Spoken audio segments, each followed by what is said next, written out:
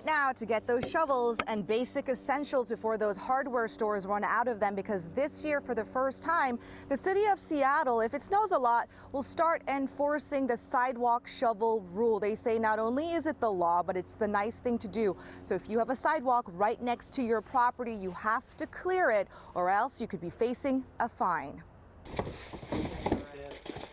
The memories of last February's snowmageddon is leaving no room for procrastination. Are you ready?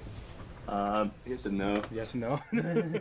Snowed in, couldn't leave the house, couldn't do anything, could barely go to the grocery store. So Lake City resident Doug Leiber is stocking up on de-icer now, just in case we get snow that sticks. By 9 o'clock in the morning, we'd sold about 800 pounds. Snow is charming in the first eighth of an inch, and then it's alarming for an awful lot of people after that. Especially for people who are disabled, highlighted in the city's Shared Shovel campaign. 3 weeks.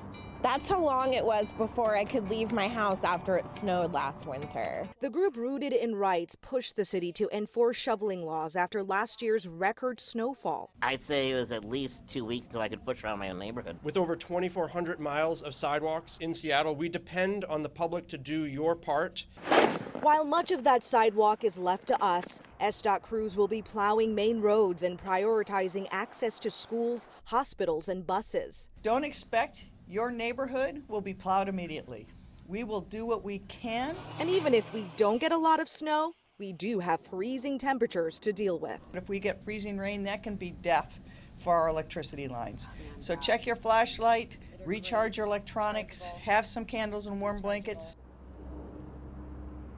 A good reminder there from the mayor in case we do have those power outages. Again, I want to go talk about the sidewalks for a second. I mentioned the fines. So for homeowners, it's $50. For commercial property owners, it's $250 if you do not clear your sidewalks 12 hours after snow accumulation. The city will try to give you a notice first, but if you do not comply, again, you can expect fines. So keep that in mind this year. You know, again, this sidewalk rule really pushed because of what they learned last year, and also what they learned is that the roads to schools really need to be taken care of maybe faster, because last year you had some schools that couldn't open in a timely manner. So that is something the city says that they've learned from the last year's massive snowstorm. Guys, back to you. Yeah, now is a good time to get those supplies.